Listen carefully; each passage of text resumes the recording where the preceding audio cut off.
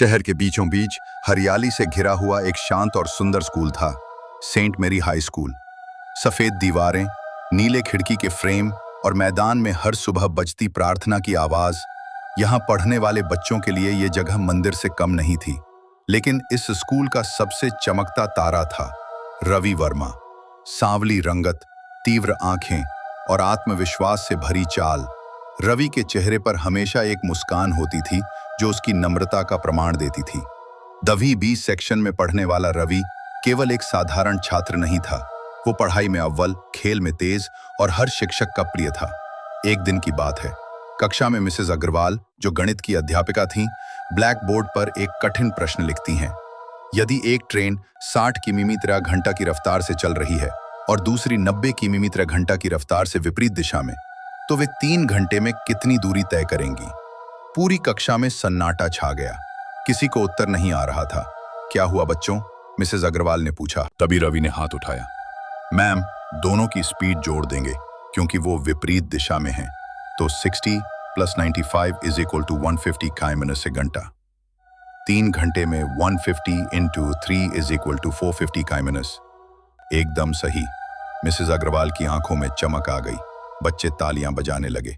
रवि, तुमने एक बार फिर साबित कर दिया कि तुम सबसे तेज हो। 2 हफ्ते बाद स्कूल में साइंस फेयर हुआ। सभी छात्रों को एक मॉडल बनाना था। रवि ने सोलर एनर्जी से चलने वाला स्मार्ट होम बनाया, जिसमें सोलर पैनल, लाइटिंग सिस्टम और ऑटोमेटेड फैन लगे थे। जब जज आए, उन्होंने हैरानी से कहा, इतना परिपक्व और उन्नत मॉडल क्या सच में तुमने अकेले बनाया है? रवि ने मुस्कुराकर कहा, मेरे पापा ने मुझे वायरिंग समझाई थी, बाकी मैंने खुद किया है। विज्ञान प्रदर्शनी में रवि ने पहला पुरस्कार जीता। अब बात आती है स्पोर्ट्स डे की। पूरा स्कूल ग्राउंड से गूंज रहा था। हर छात्र जोश में था। क्रिकेट मैच, ब्लू हाउस बनाम yellow house. Ravi blue house की तरफ से कप्तान था। मैच मुश्किल में था। स्कोर 100/6। तभी रवि ने मोर्चा संभाला, 70 रन बनाए और फिर गेंदबाजी में 4 विकेट लिए। पूरी टीम उसे कंधों पर उठाकर दौड़ी। मुख्य अतिथि ने रवि को मेडल पहनाते हुए कहा, तुम जैसे छात्र देश का भविष्य हैं। पूरे स्कूल में रवि की चर्चा थी। हर शिक्षक, हर छात्र उसकी तारीफ करता। लेकिन वहीं एक कोने में एक आंखें थीं जो मुस्कुरा नहीं रही थीं। वो था रोहन शर्मा। रोहन तेज, मेहनती, आत्मनिर्भर, लेकिन एक कमजोरी के साथ, ईर्ष्या।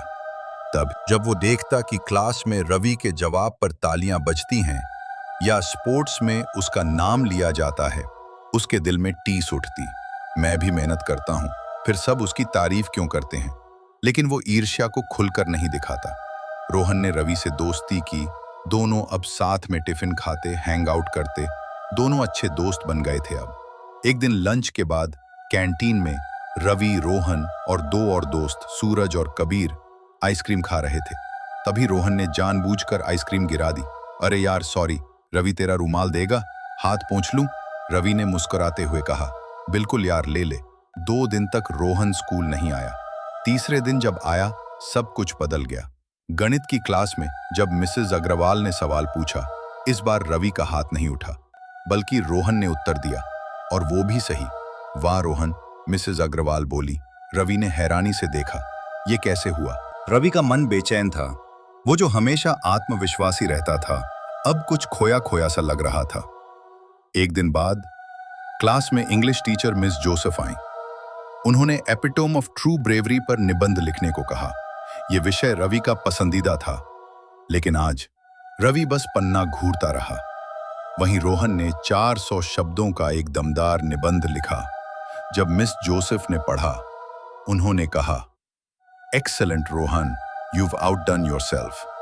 रवि ने पहली बार महसूस किया जैसे कोई उसके अंदर से ऊर्जा खींच रहा हो। रात को घर पर रवि ने खुद को आईने में देखा। आंखों के नीचे गहरे काले घेरे, चेहरा पीला, होंठ सूखे। उसे खुद पर यकीन नहीं हो रहा था। मैं बीमार नहीं हूं, फिर ये क्या हो रहा है? वो बिस्तर पर लेटा, लेकिन नींद गायब थी। रात के 2 बजे अचानक ऐसा लगा जैसे उसके कमरे में कोई चल रहा हो। धीरे धीरे फर्श की आवाज, टक टक टक रवि ने रजाई में खुद को छिपा लिया। रवि ने अपनी माँ से पूछा, माँ, मेरा वो नीला रूमाल देखा? तू तो उसे किसी को दे आया था ना, वो मिला नहीं। रवि ने बोले, ओ अच्छा, ओके माँ, मुझे कोई दूसरा रूमाल दे दो। अब स्कूल में हर रोज रोहन ही चमक रहा था। चाहे इतिहास का क्विज हो या फुटबॉल का फाइनल, हर जगह वो अव्वल। और रवि क्लास में सिर झुकाए बैठा रहता, जवाब देना तो दूर, सवाल भी ठीक से सुन नहीं पाता। सारी ऊर्जा जैसे किसी ने चुरा ली हो। रवि के माता पिता चिंतित थे। उसे शहर के सबसे अच्छे डॉक्टर के पास ले जाया गया। खून की जांच, स्कैन, सब ठीक, लेकिन रवि को खुद महसूस हो रहा था, ये कोई साधारण बीमारी नहीं है। एक रात रवि की नींद टूटी। उसने महसूस किया जैसे कोई बिस्तर के पास खड़ा हो। धीरे से उसने देखा, एक काली परछाई, लंबे बाल, वो रवि की ओर झुक रही थी। रवि चीख कर उठा, उसके मुंह से खून टपक रहा था। इसी बीच गांव से रवि की दादी उसके घर आईं। जैसे ही उन्होंने रवि को देखा, उनके पैरों तले जमीन खिसक गई। ये बच्चा बीमार नहीं है, इसके ऊपर कुछ है, कोई साया है। माँ ने आंसू भरे स्वर में कहा, क्या करें माँ? दादी बोली, इसे भैरव बाबा के पास ले चलो, हमारे गांव के तांत्रिक, वो जानेंगे क्या हो रहा है। रवि की दादी ने अपने पुराने पहचान वाले तांत्रिक भैरव बाबा से संपर्क किया। भैरव बाबा, जो काले जादू, टोने टोटके और बंधी हुई आत्माओं के विशेषज्ञ माने जाते थे, एक गुफा जैसे घर में रहते थे। दीवारों पर मंत्रों के चित्र, हवा में धूप और हवन की गंध, और हर कोने से आती धीमी धीमी आवाजें, जैसे किसी दूसरी दुनिया में कदम रख दिया हो। जब रवि को वहां लाया गया, वो बहुत कमजोर हो चुका था। आंखें लाल, शरीर कांपता हुआ और होंठ नीले। भैरव बाबा ने आंखें बंद कर गहरी सांस ली और कहा, ये बालक खुद से नहीं जी रहा, इसके कंधों पर कोई और सांस ले रहा है। सभी सन्न रह गए। बाबा ने एक बड़ा काले फ्रेम वाला शीशा मंगवाया और उसे सफेद कपड़े से ढंक कर रखा। अब जो देखोगे उससे डरना नहीं। भैरव बाबा ने अपने मंत्रों का जाप शुरू किया। ओम क्लीम पिशाचिनी नमः स्वाहा। शीशे से एक अजीब सी भनभनाहट उठी। फिर जैसे ही बाबा ने कपड़ा हटाया, रवि के पीछे एक साया प्रकट हुआ। लंबे बाल, उल्टे पैरों वाली आकृति, आंखें जलती हुई और गले में बंधा नीला रूमाल। मां चीख उठी, दादी कांपने लगी। भैरव बाबा बोले, ये पिशाचनी है, किसी ने इसे इस लड़के पर बांध दिया है और ये किसी वस्तु के माध्यम से आई है। बाबा ने धीरे से पूछा, कुछ ऐसा जो इसने हाल ही में किसी को दिया हो? रवि ने कांपती आवाज में कहा, मैंने वो नीला रूमाल रोहन को दिया था। आइसक्रीम गिर गई थी। बाबा ने एक लंबी सांस ली और कहा, तो सारा खेल वहीं से शुरू हुआ। बाबा ने एक हवन मंडप तैयार किया, बीच में रवि को बैठाया और चारों ओर राख से मंत्र बनाए। 4 दियों में से एक दिया हर बार अपने आप बुझ जाता। बाबा बोले, जब तक उस आत्मा को भेजने वाला पकड़ा नहीं जाएगा, ये आत्मा इसी के शरीर से जुड़ी रहेगी।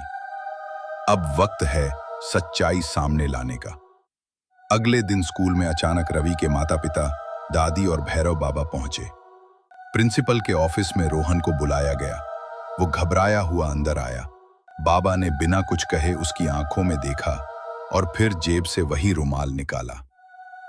पहचाना इसे? रोहन कांप गया। तू ही है जिसने इसे दिया, बोल, क्यों किया ऐसा? रोहन जमीन पर बैठ गया और फूट फूट कर रोने लगा। उससे जलता था। रवि हर जगह आगे था, सब उसे पसंद करते थे, मुझे कोई नहीं पूछता था। मैं एक दिन शहर के बाहर भैरव बाबा जैसे एक नकली तांत्रिक खटाल से मिला। उसने कहा कि अगर किसी वस्तु से मैं बंधन कराऊं तो सामने वाले की किस्मत डूब सकती है। मैंने रवि का रुमाल लिया और उसके कहे अनुसार उसमें पिशाचनी बांध दी। मुझे नहीं पता था कि यह इतना बुरा होगा। मुझे सिर्फ उसका स्टारडम छीनना था, उसकी जान नहीं। रवि सब सुन रहा था। उसकी आंखों से आंसू गिरने लगे, लेकिन उसने कुछ नहीं कहा। भैरव बाबा ने कहा, अब ये आत्मा तभी हटेगी जब ये लड़का खुद अपने किए की स्वीकारोक्ति और पश्चाताप करेगा। रोहन ने रवि के आगे सिर झुका दिया। माफ कर दो यार, मैं गलती कर गया। रवि को गांव के बाहर पुराने श्मशान के पास स्थित भैरव बाबा के साधना स्थल पर लाया गया। स्थान डरावना था। चारों ओर वीरानी, सूखे पेड़ और हवा में धूप लोहबान की गंध। भैरव बाबा ने पूजा का मंडप सजाया, जिसमें काले धागों, नींबू, मिट्टी के दीप और रक्त जैसी लाल सिंदूर की रेखाएं बनी थीं। रोहन भी वहां मौजूद था, अपराध बोध और डर से कांपता हुआ। बाबा बोले, आज चंद्र ग्रहण की रात है। ये आत्मा अपने सबसे मजबूत रूप में होगी और यहीं हम इसका बंधन तोड़ेंगे। रवि को हवन कुंड के बीच में बैठाया गया। उसकी आंखें बंद थीं, पर शरीर कांप रहा था। भैरव बाबा ने मंत्रोच्चार शुरू किया। ओम छिन्नमस्ता, पिशाच दुष्ट आत्मा, हट स्वाहा। जैसे जैसे मंत्र तेज होते गए, हवा भी तेज हो चली। चारों दीपक एक एक कर बुझने लगे। तभी हवन की आग से धुएं का गुबार उठा और उसमें से एक साया निकलकर सामने आ खड़ा हुआ। वही लंबे बाल, आंखें जलती हुई, लाल हाथ में वही नीला रूमाल, उल्टे पैर और मुंह से टपकता काला तरल। सभी डर के मारे पीछे हट गए। रवि बेहोश होने ही वाला था। पिशाचनी चिल्लाई, उसने मुझे बुलाया था, अब मैं इसे छोड़ूंगी नहीं। भैरव बाबा ने त्रिशूल उठाया और सामने आ खड़े हुए। तेरा नाम भले ही किसी ने बुलाकर बांधा हो, पर तुझे मुक्त मैं करूंगा। उन्होंने एक विशेष मंत्र का जाप शुरू किया। ओम भूर्भुवः स्वः, तंत्र नाशिनी मुक्तायै स्वाहा। पिशाचनी तड़पने लगी। रूमाल उसके गले से जलने लगा। वो चिल्लाई, मुझे मत भेजो, मैं अब उसका हिस्सा बन चुकी हूं। भैरव बाबा ने तिलक किया और त्रिशूल से रूमाल पर चोट मारी। एक तेज चीख और सब कुछ शांत। पिशाचनी जलती हुई धुएं में विलीन हो गई। पूरे माहौल में अब शांति थी। रवि की आंखें खुली, उसका चेहरा हल्का हो चुका था। रोहन हाथ जोड़कर बोला, रवि, मैं गुनहगार हूं, पर इंसान भी। गलती कर बैठा। रवि उठकर उसके पास गया। कुछ क्षण खामोशी रही, फिर रवि ने उसका हाथ पकड़ लिया। मैं तुम्हें माफ करता हूं, पर खुद को कभी मत दोहराना। एक हफ्ते बाद रवि स्कूल लौटा। बच्चों ने उसे देखा तो तालियों की गूंज छा गई। क्लास में वो फिर से चमक रहा था, पर अब उसका चेहरा सिर्फ तेज दिमाग नहीं, एक नई समझ और सहृदयता लिए था। रोहन को स्कूल से 1 महीने के लिए निलंबित किया गया, लेकिन उसने अपनी गलती का पश्चाताप मन से किया। जब वो लौटा, सबसे पहले वो लाइब्रेरी गया और फॉरगिवनेस एंड रिडेम्पशन पर निबंध लिखा, जिसे बाद में स्कूल मैगजीन में छापा गया। एक दिन दोपहर में रवि और रोहन स्कूल के मैदान में बैठे थे। आसमान साफ, हवा हल्की और बच्चों की हंसी दूर तक गूंज रही थी। रोहन बोला, तू फिर सबसे तेज हो गया यार। रवि मुस्कुराया, अब मैं तेज होने से ज्यादा अच्छा इंसान बनने की सोचता हूं। दोनों हंस पड़े और वही नीला रूमाल अब स्कूल की पुरानी भूतिया याद बन चुका था। प्रतियोगिता में आगे बढ़ना अच्छा है, लेकिन किसी को गिराकर नहीं। जब जलन अंधेरे में बदल जाए तो इंसान का अंत और आत्मा का पतन तय है। अगर आपको हमारी कहानी अच्छी लग रही है तो कृपया चैनल को सब्सक्राइब करें, कमेंट बॉक्स में कमेंट करें आपको कहानी कैसी लगी। आप अपनी कहानी हमें मेल कर सकते हैं। ईमेल आईडी डिस्क्रिप्शन बॉक्स में है।